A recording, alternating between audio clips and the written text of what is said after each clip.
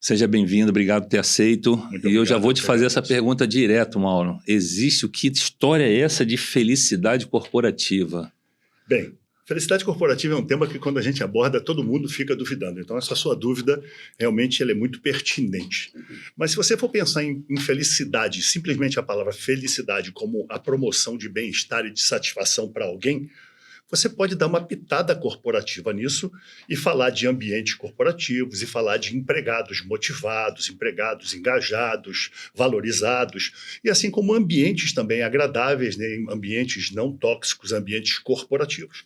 Então, se você pega essa pitada corporativa e coloca na felicidade, você transforma ela na felicidade corporativa. Então, existem muitas empresas que já estão fazendo isso, que já têm resultados muito legais sobre isso, resultados medidos, palpáveis, que impressionam. Inclusive, eu vou citar alguns exemplos aqui de coisas que impressionam quando você vê a realidade sobre o que está sendo implantado sobre isso. Então, existe sim felicidade corporativa. E a minha pergunta para você, até quando a gente começou a conversar, né, para mim foi muito interessante, porque eu também tenho mais de 30 anos aí no mundo corporativo e sempre acreditei nisso, mas eu vou dizer para você que sempre foi muito difícil enxergar espaço para isso lá por dentro, né? Eu sempre foi uma coisa que eu venho da área até comercial, então sempre foi uma coisa muito assim que o ambiente tinha que ser muito mais competitivo e quase destruidor, né, para você crescer. E me veio uma curiosidade, da onde nasceu essa curiosidade, essa vontade do Mauro? E aí vamos até contar um pouquinho para a galera, né? Quem é o Mauro, né? E por que o Mauro, de repente, resolveu falar sobre felicidade corporativa? Muito bom essa abordagem sua. Bem, eu venho de uma carreira muito forte na área de auditoria, né? Auditoria até misturada em algumas situações com consultoria também. Passei 17 anos na Vale. A metade desse tempo foi como auditor e a outra metade foi como gestor, né? Fui sendo promovido para algumas ações, para algumas áreas da própria Vale. E desde essa época, e depois isso ainda ficou mais elevado no sentido de você, além de auditar alguém, você querer ajudar aquele alguém, aquela área que foi auditada, a implementar as recomendações que a própria auditoria recomendou. Então, foi gerado um relatório, você tem que fazer isso, isso e isso. Eu ia lá e ajudava. Depois que veio o advento, então, das videoconferências, era muito mais fácil você fazer, né? Porque a Vale, pela questão das distâncias, né? Eu estava no Rio, às vezes estava auditando Carajás, então você ia ajudar as pessoas a se tornarem felizes em implantar o que a auditoria estava pedindo para ser implantado. Então, eu acho que ali começou a questão da pitada, não com esse nome, né? Eu posso falar assim sobre uma questão de uma gestão humanizada, né? De pensar de que pessoas estão sendo ali, entre aspas, fiscalizadas e que estão tristes porque encontraram problemas dentro da área dela. Então, você ajudar ela a implantar o que a auditoria está propondo sempre me ajudou muito a ser enxergado pelos líderes da empresa e todos eles me convidando a sair da própria área de auditoria para assumir áreas de gestão para poder implantar, muitas vezes, implantar o que o próprio relatório de auditoria estava dizendo para fazer. Então, ali começou essa pitada sobre a felicidade, volto a dizer assim, não com esse nome é uma coisa mais nova, mas eu acho que começou por aí. Olha, que interessante, hein? E a pergunta é porque, engraçado, a gente tem falado muito aqui sobre NR1, né? Acho que a gente vai falar um pouquinho também, que fala muito sobre saúde mental, né? E cada vez mais mostrando que empresas são formadas de pessoas, né? E pessoas, digamos assim, saudáveis, elas geram mais lucro, elas trabalham melhor e pessoas felizes também. Então eu gostei muito quando você aceitou o convite para a gente falar um pouquinho sobre, não só sobre saúde mental, mas sobre felicidade realmente, né? Mas por muito tempo, a minha sensação é que as empresas olhavam isso com certo desprezo porque elas entendiam que isso seria custoso, né? Como é que dentro do teu estudo, como é que você tem visto? Isso trabalhar a felicidade é algo que é custo ou pode virar realmente lucro para a empresa?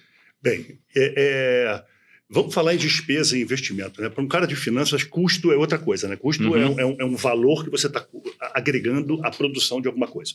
Então, se é despesa ou se é investimento.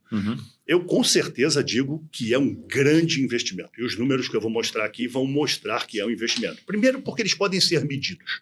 Você pode ter KPIs, né? Você pode ter indicadores de desempenho que vão mostrar, SLAs também, níveis de serviço, que vão demonstrar que isso é um investimento. E depois, como você pode medir isso, se isso pode ser medido, eu posso comprovar de que aquilo foi investimento. O problema todo, antecipando um pouco a questão sobre os tabus de por que as pessoas não implantam isso, é a questão do medo realmente. O cara tem medo de investir naquilo, ele acha que tem que investir muita coisa e não tem. Nós vamos falar aqui sobre 8 etapas, 4 de preparação e 4 de implantação, onde você pode fazer aquilo ali pré-moldado para você. Eu vou falar de grandes empresas, mas vou falar também de pequenas empresas que estão atuando na felicidade corporativa, e aquilo ali é sob medida para cada um, para cada bolso, para cada tipo de serviço. Então, com certeza, isso é um grande investimento. Falando só um pouquinho, voltando à questão da palavra motivação, da palavra felicidade, né? Vamos juntar ela com a questão da motivação, né? Então, felicidade e motivação, você também pode traduzir como alegria e incentivo, uma não anda sem a outra.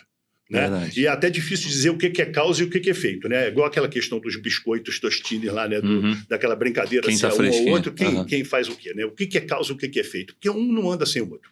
É uma relação realmente, é um ciclo virtuoso que existe muito grande entre essas duas palavras. A motivação é você querer fazer alguma coisa pelo simples fato de fazer, pelo prazer de fazer, sem ter uma recompensa. Pode ter uma recompensa ou não, mas não é necessário ter uma recompensa. Então, se você está motivado, você está feliz. Se você está feliz, você está motivado. Então, se você pega essa palavra motivação e joga ela dentro da sua empresa, e ela está fortemente ligada à felicidade, então é mais uma união sobre essa de você falar sobre felicidade corporativa. Então, mas eu acho que você tocou num ponto que é interessante, porque as pessoas não associam muito felicidade e motivação, né? Eu estava até vendo uma pesquisa agora há pouco tempo, e por muito tempo o líder, né, ele parece que ele tinha que ser o bravo, o malvado, as pessoas tinham que ter medo dele, né? E quando você traz essa palavra felicidade, parece que ele está sendo bonzinho, né? Como é que você vê hoje o papel da liderança?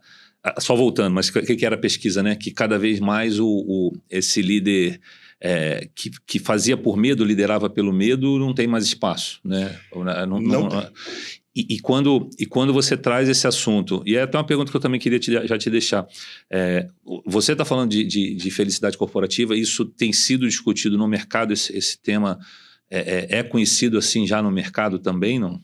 Vou voltar para outra depois, mas... Tudo bem. Se você for colocar na internet hoje a questão da felicidade corporativa, né, é óbvio que o que eu anotei aqui tem visão de 6 diferentes inteligências artificiais, né, que foram buscar dados realmente em relação a como isso está sendo implantado, como isso está sendo tratado, como isso está sendo colocado como uma estratégia realmente de satisfação para buscar resultados. Né?